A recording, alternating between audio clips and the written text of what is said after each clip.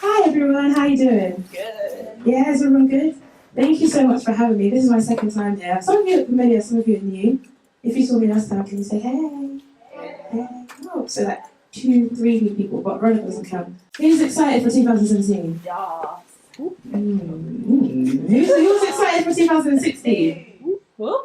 Who had a good 2016? Yeah. If your 2016 was 5 or higher, keep your hand up. Okay.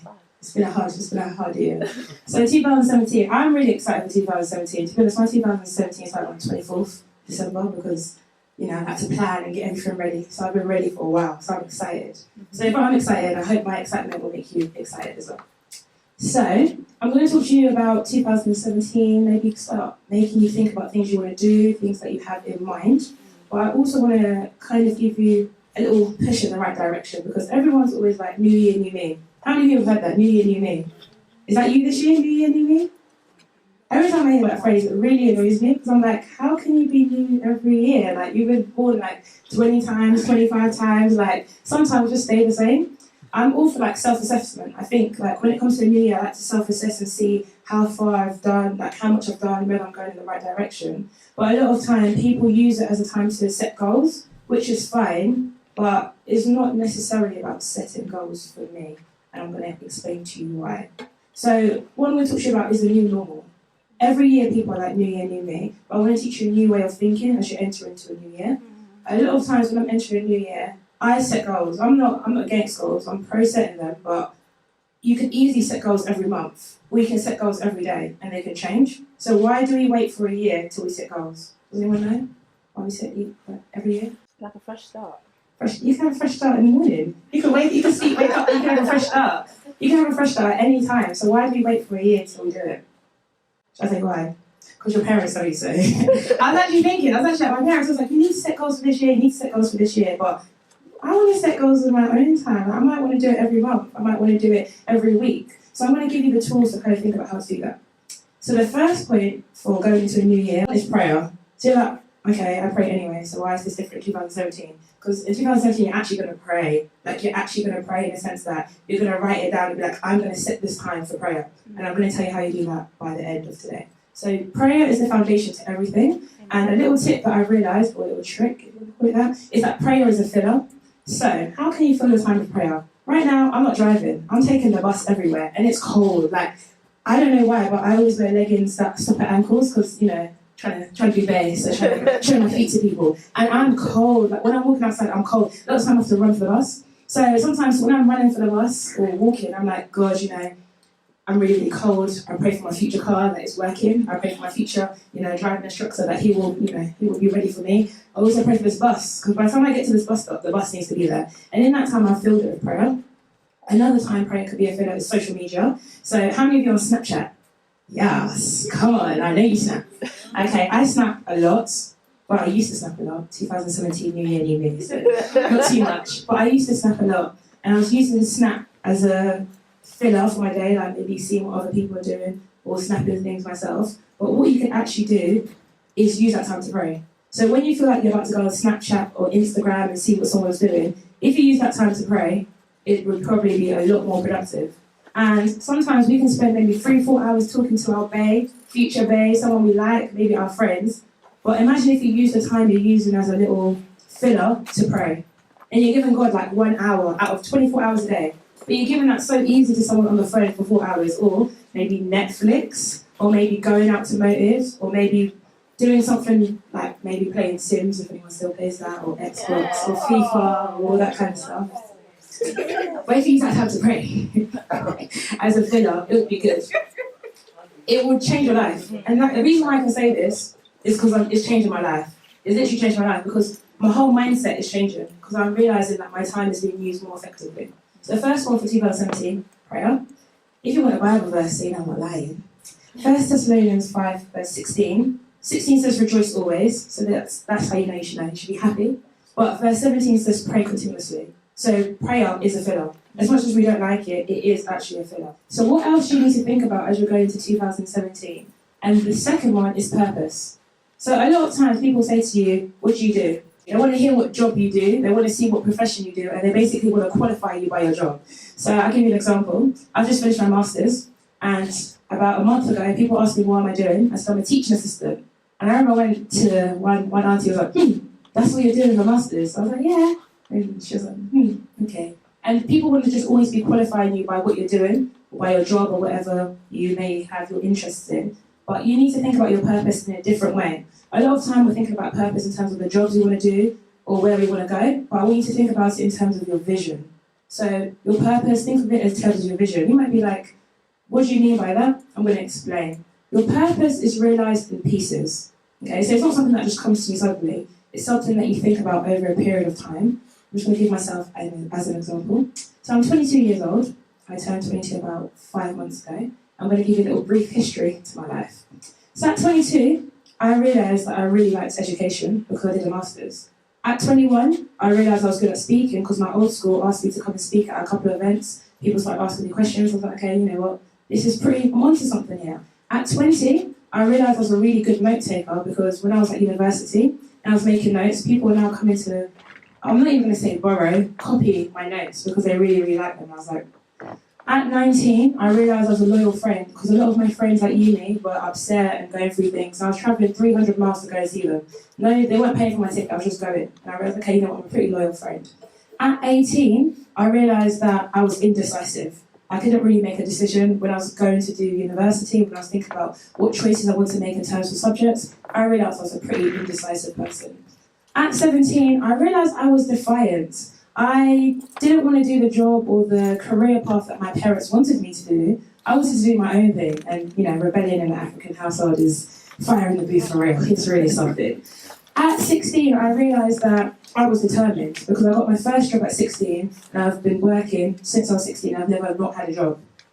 I didn't realise all these things overnight, and although I'm putting ages to things, it's just that I realised at different stages. People might have seen these things in me before, so when my school asked me to come and speak, they saw something in me beforehand, but I didn't really maybe see it necessarily. I just realised my potential in pieces, what my purpose was. So, you're probably thinking, how does this link up to 2017? Well, my lovely assistant's going to give you something which will kind of outline what you need to think about for 2017. So what she's given out is goals for 2017, and you're probably thinking, I don't really have any goals. That's okay, you still got another about 36 hours before we get into 2017.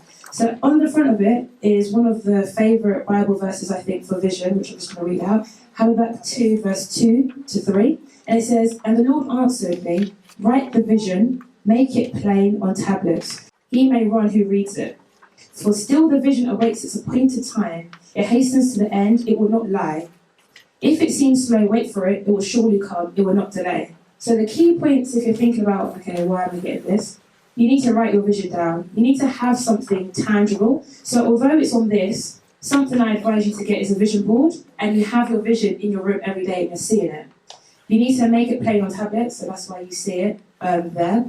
And also you need to wait for the appointed time. So you get to your vision at different times or at different stages of your life. So I realised what my vision was at 20, let's say 21, which is pretty late. Some of you are saying you're 15. If you realise your vision now and you're able to work towards it, you won't need to make a lot of mistakes that, you know, some other people made, or you don't need to go to places where other people have been to, because you already know where you're going. It says, if it seems slow, wait for it. You know, sometimes you're waiting a long time for something to happen and you get complacent, or you get despaired, or you get stressed, or you get frustrated. And I'm talking about experience here, because a lot of times I was thinking, I really want to do this, but I'm not where I'm at the moment. Even now I'm not where I'm at, and I find it the most frustrating thing. But if you have goals working towards your vision, it will realign where you need to go. And then another verse, which is one of my other favourites, is Proverbs 29, verse 18, which says, where there's no prophetic vision, the people cast off restraint. And I feel like when you don't have a vision, or you don't really know what you're doing, you're a bit whatless, in the sense that you go to every motive. Every motive is for you, because you don't really know where you're going. You're just like, it's like getting on the bus, and you don't know where the bus is going. You're just like, yeah, I'm just going here, I'm going here. You need to have a vision to know where you're going. So that's just that. If you're wondering what's inside, that's me. So my vision, this is your vision for your life. So if someone says to me, what's your vision, or what are you going to do with your life? If people ask me, I already got my answer. So my vision is to empower people in education. So whenever people ask me, what do you do? I'm empowering people in education. It's very vague in the sense that people are like, oh, so you're a teacher or do you work in a... I don't even work in a school. I'm just enjoying my life, doing that in different ways. And then I've got a business vision because I really believe in wealth creation. I don't really believe in working for other people. I know there's nothing wrong with that.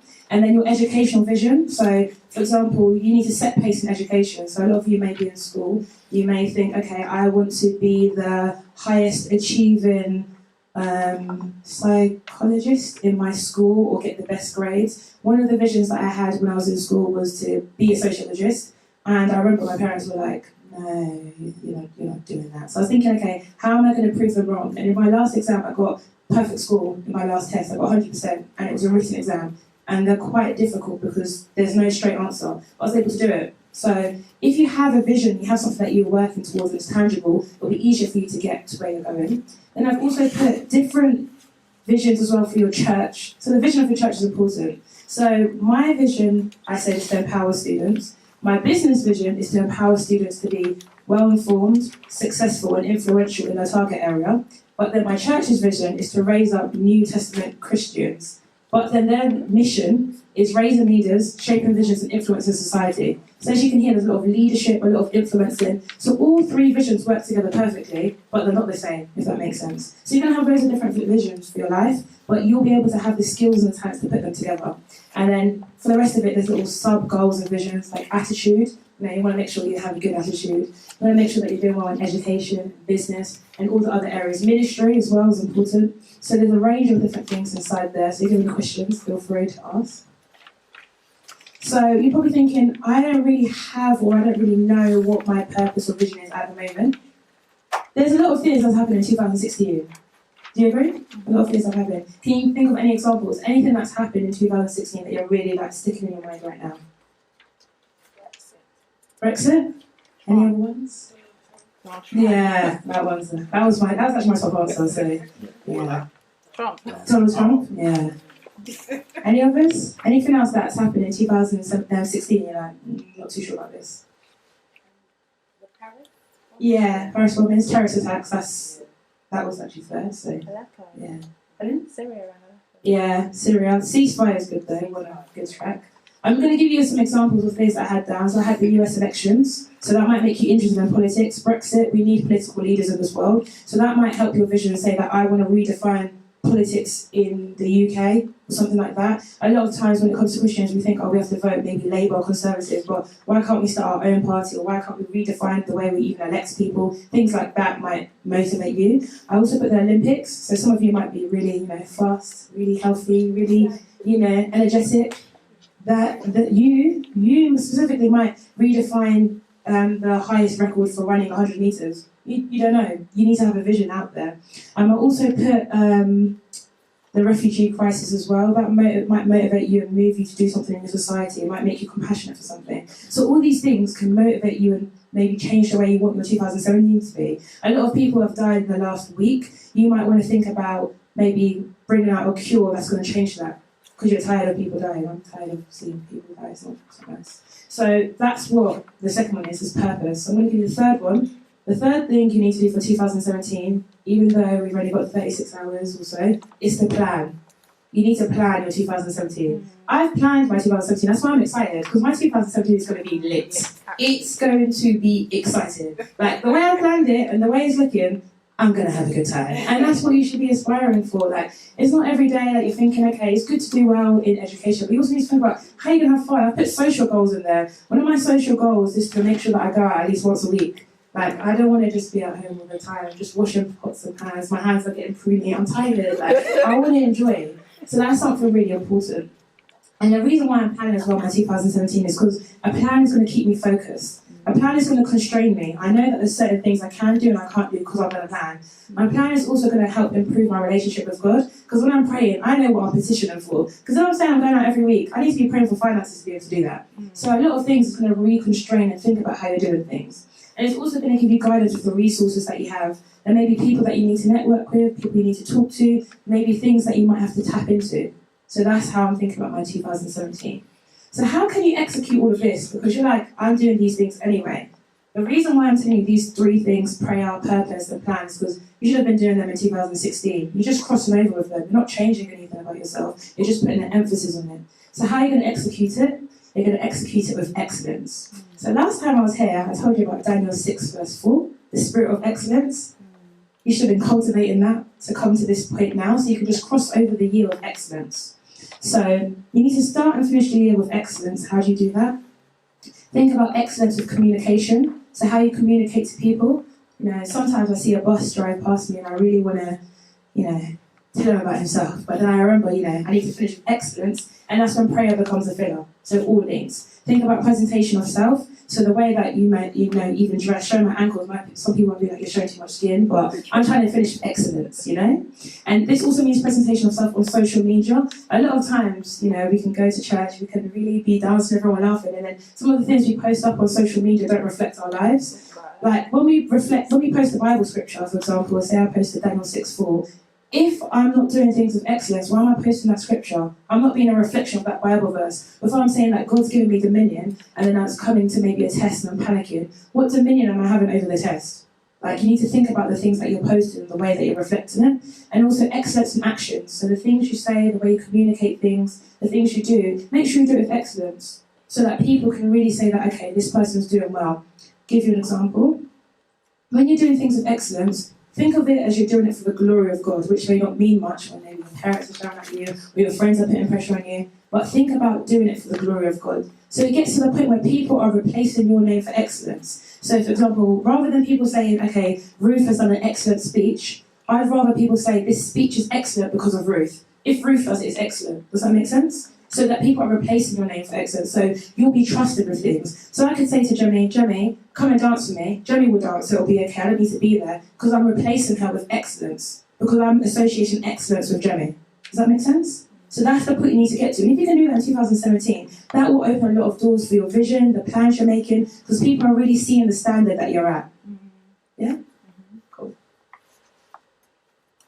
So my last point is Philippians 3 verse 13. It talks about straining to what's ahead and not thinking about what's at the back. And one of my favourite TV programmes at the moment, how many of you watch Luke Cage? Luke Cage? Yes, my friend. So something that Pop always said to Luke Cage is, never backwards, always forwards. You heard that? Never backwards, always forwards? Yeah.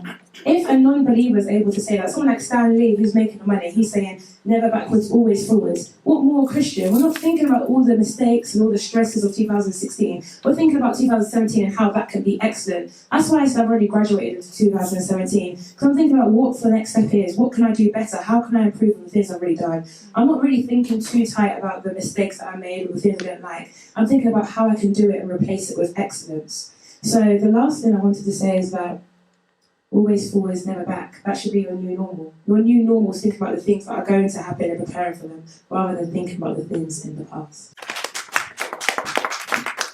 Any questions? It could be about this as well, because I know it's like quite a lot of information, but if you've got any questions at all, feel free.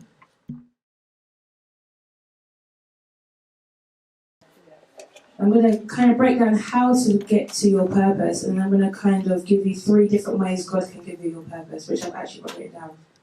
Okay, so when it comes to even thinking about your vision or how that's going to come together, it's going to probably start off with a few random words. So I remember when I was doing, I was like teaching, talking, walking, as you can tell, and loads of random things that I liked. And then I wrote it out in a paragraph. And in the paragraph, I narrowed it down to one sentence. So to say maybe empowering students in education is very vague, but I could start a restaurant, I could start a cafe, I could start a library, I could start a school. How God gives it to you and how you'll be pleased is there's 3 ways that you can kind of know where you're going in terms of your vision. There's foresight, so where you're thinking towards the future. There's insight, where you're thinking about what you're doing in the moment. And there's hindsight, so you're thinking about the things you've done in the past. So foresight is where you want to go and where you're thinking about going. Insight is in the moment, the things that you're good at. And then hindsight is thinking about all the things in the past. So if you drive, you always know how much you have to look behind you and be thinking about the things you've done. Those 3 will work together in terms of what you want to do. In terms of knowing, there's 3 different ways God will kind of show you what your vision is or what your purpose is or what you're going to go on to do. So someone like Paul, Paul received a vision through a spiritual revelation. So, he was just walking and then the light just came, he was blind for some time, and he got a revelation of what he was doing then. If you want the scripture for that, it'll be Acts 9 verse 1. So Acts 9 verse 1 to 6, if you want to know what a spiritual revelation of knowledge is. Acts 9 verse 1 to 6.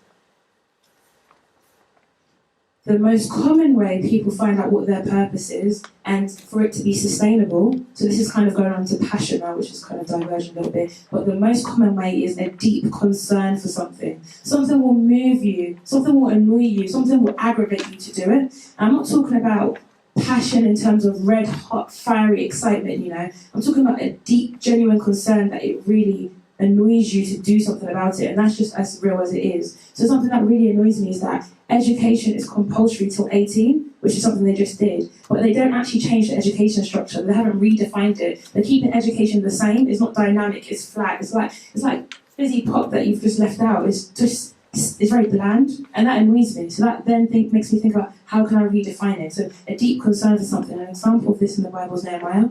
He had a deep concern. He wanted to build that wall. He didn't need to, but he wanted to. And that's Nehemiah 1 verse 1 to 4. So chapter 1, verses 1 to 4. And the last person is Joshua. So he had association and impartation. So all that rocking around with Moses, all that chilling with Moses, really got Joshua thinking, okay, do you know what? I want to carry out the vision. And to have that in your mind is to be a leader. So Moses was a very, very good leader because leadership is measured by succession. It's measured by your influence. So if you're able to influence someone with your passion, your dream, the things you want to do, and they're able to continue doing that and they're doing it well, that's how you know you've built yourself up to be a leader. Because you are influencing someone else to carry out your dream. So for example, your parents may have a business or they're doing something that you really enjoy. Let's say your mum has a makeup business, and then you start associating with that, and she's teaching you the trade, and you're like, you know what, I really believe in this vision. That's association and impartation, because it wasn't originally yours, but it's something you've brought into so much that you're carrying it on. Does that make sense? Yeah, so those are the three different ways you can kind of understand. But in terms of developing your own vision, that's why I told you about foresight, insight, and hindsight. But I put a YouTube video at the front of the page, and he talks about it in depth. Like, it's about an hour, but it's an hour well spent as you're crossing over, so it's fine. Is that okay?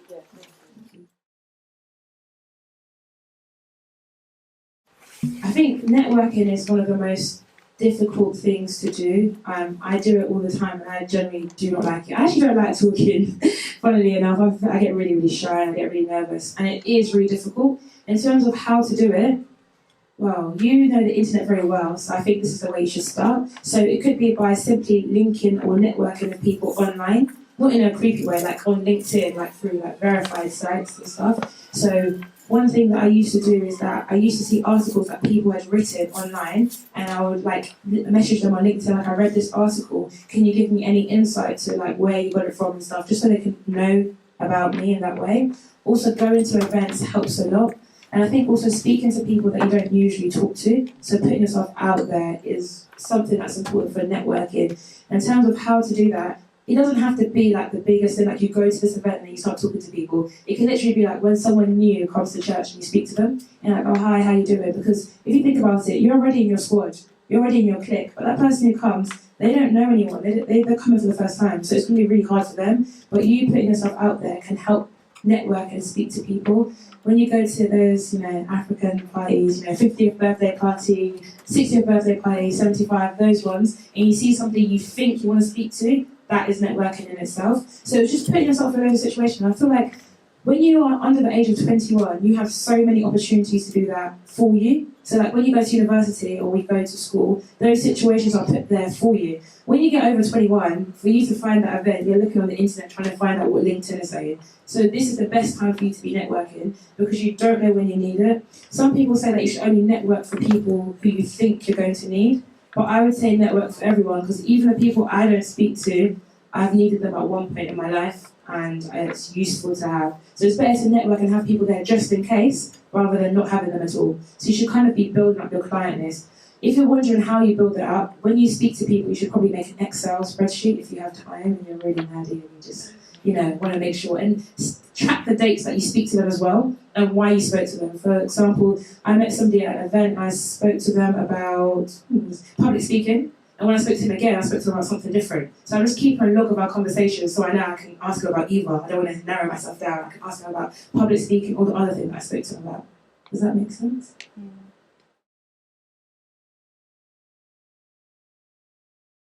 I stopped doing business at GCSE. I stopped business at a B. I think I got a B or something like that. Not important because I'm still doing it now. And I actually realised I don't have any business acumen at all. I know nothing about business. And somehow opportunities come. In terms of if you think you need good business skills, it'll be great to have them. But if God has planted something in you and He's planted that vision, He will bring the resources around you to be able to do it. People will be teaching you things that you never even knew. And you also have the internet. And if you really look, you can actually teach yourself so much. Like, there's a wealth of knowledge out there, and it's free. Like, there's so much knowledge on YouTube or on just in the internet in general. I remember I went for a job interview, and I said to them, I don't really know much about Excel. What do you think I can do between now and the time I get the job? And they told me to go on YouTube, and I was like, okay. So I think there's so much knowledge out there that you don't need good business skills to do it. I think vision is important, because if you have a business and you're leading other people to your vision, they need to know where they're going.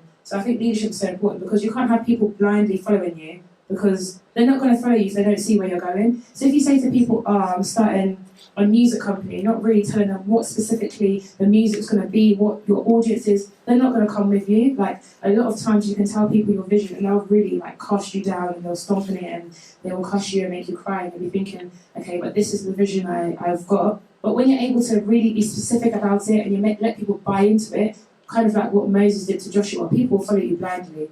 Like, they won't even know where you're going, they just believe in you as yourself. And that kind of comes under character. So you need to build your character so that you're someone of trust, that people can really believe in and people can really trust into you.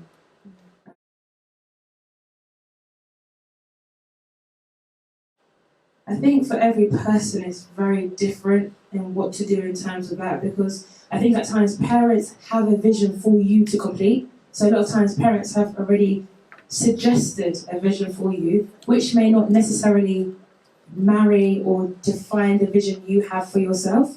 Every person is different. Speaking from personal experience, which is the wisdom I have in this situation, is when I wanted to pursue sociology, my parents were not happy.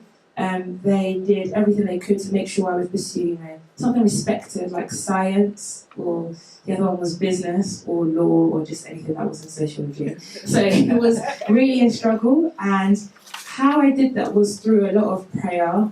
At that time I wasn't really too serious, but I think prayer helps me a lot. And also I had to kind of prove myself. So I didn't want to be disrespectful to them, because I'm still living under my parents' home, but I wanted to make sure they could kind of see what I wanted to do. So literally just trying to get the best grades as possible and kind of seeing them edge into the vision. So the turning point for my parents was last year I got invited somewhere to speak about my journey. And I said I had this vision and my parents were backing me. And I said it publicly so that, they would see. And then they kind of saw that, okay, she's serious. I'm not saying go and, talk about your parents on stage, but what I'm trying to say is that you need to make them believe in you and believe in what you're doing. And how you do that is you don't do it with disrespect, you do it with the most utmost respect, but you have to prove yourself. So if you want to do something like, say you want to go into cooking and your parents don't really see you're serious, what I'll do is I'll cook for them now and again. I'll keep the kitchen clean, I'll keep the house clean, and I'll be showing them in little ways the ways that I want to do what I'm doing. Does that make sense? So you can still, if your parents say, you're living on your parents' house, you can't disrespect them, but you can be doing it as a little side hustle or a little thing on the side, but you're serious about it. So you're doing just as well in that as you're doing in everything else, like you're completing both things in excellence. And that's being a multi-potentialite. Because what your parents are telling you to do, you may be very good at it, and the thing that you're doing on the side you may be good at. That's two streams of income if you plan it really, really well. So it's not necessarily a bad thing. I think it's something that can develop you, and it can also teach you the skills of multitasking as well. So I don't think it's necessarily bad. I think sometimes parents just have a vision for us which may not align with ours, but you can make it align if you're really disciplined about it.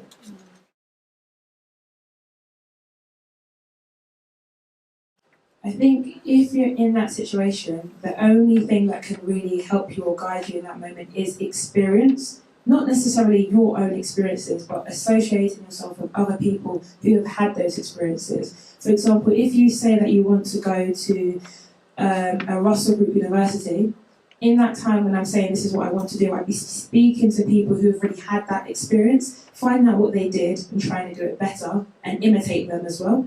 In terms of if you're not quite missing the mark, you need to pray for discernment, which is very difficult, but this is kind of where prayer becomes a filler. Because before you even pick the subject, you should have already prayed for it. In terms of when you're going to take the test, it's not now you're coming to pray about it and post up Bible verses and say Proverbs 3 verse 5 and you're trusting in God. You should have trusted in God already and you're just now coming to sit the exam. So I think it's a lot of preparation even before you get to that point, because these things are very, very difficult to attain and they're very competitive. But there's something that sets you apart to everyone else, and that's the spirit and the power of God. Like, you have God on your side, so there shouldn't be this, you shouldn't be really in two minds, like, oh, I don't know if I can do this, or you're uncertain. You should be confident in God to bring you there. So if you say, for example, I would, like I said, you want to go to a Russell Group University, and you're not quite there, your grades aren't looking that way, before you even get to that point, you should be cultivating a lifestyle of prayer. So praying when you're picking universities, praying when you're studying for it, and also thinking about what other routes you can do to get there. It's not necessarily going to be a straight path that you're going from A to B. You might have to go a long way. You might have to do a foundation year. You might have to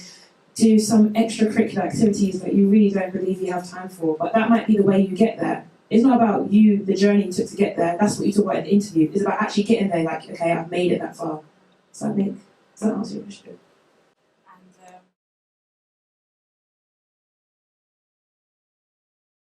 I think it's really important. So one of the goals I put down are social goals. I should have probably read something different rather than going out every week, because that wasn't a very good example. But one of I'm just going to read out what I put. I put friends. Friends are a reflection of you. Show me your friends. Show me your character. And one of my social goals is actually associated with Tim and Jenny, is to pray and fast every Monday, because that's something we've been doing and it's working. So if I'm putting it down as a goal, it shows how important friends are, because I want to have the right people around me, especially if these are the people I'm going to be sharing some of these things in terms of vision and goals. People can really shape you. I think at this age it's very, very difficult, because we're in a stage where we may not be necessarily enjoying time at home, or, you know, we may be kind of veering off differently to the kind of the steps our parents want. So a lot of our times is spent with friends. You think about school, before school, after school, weekends, you spend a lot of time with your friends, and they can really shape you to go one way or the other. And I think social goals are important, because you really need to think about who you're associating with. I saw Steve Harvey, I know he's a bit of a joke man, but I watched his interview on Oprah, and he said that if not 8 of your friends are smoking and you're the 9th friend, it's most likely you're going to smoke. And it's true, because all that air is just around you, and you're just, you know, quietly choking in it, but you're like, yeah, I'm part of the squad.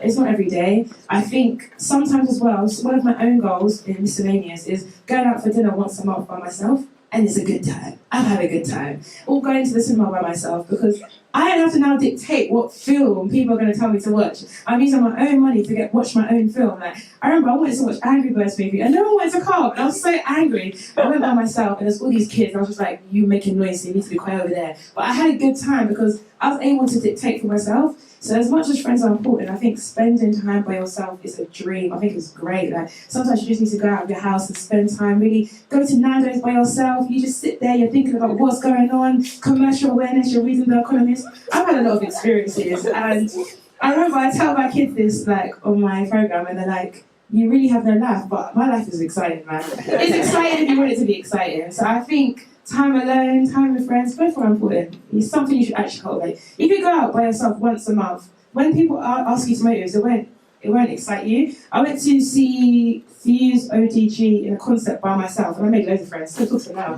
Great time. Great time.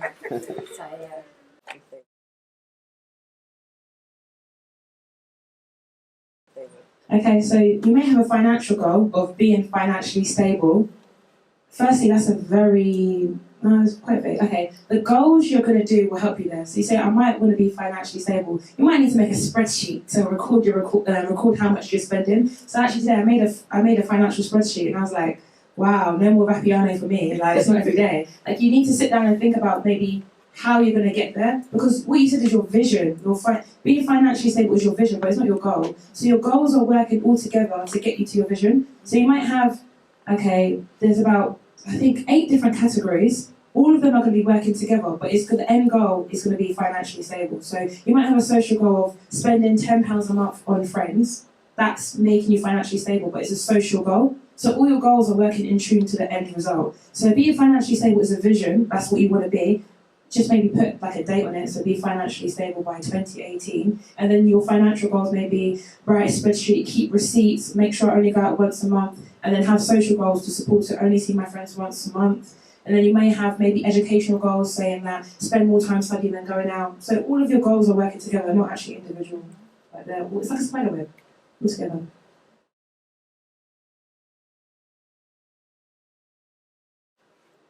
That's a really, really good question. So I think society really encourages us to pick one profession and specialise in it. So it's not really about being a lawyer anymore or being an accountant. It's about being like specialising in family law or immigration law rather than just a lawyer. And I really disagree with this because I feel like the best way to become wealthy and not rich, is to be a multi-potentialite. So you shouldn't narrow yourself down to one profession, but you should have at least 4 to 7 different streams of income.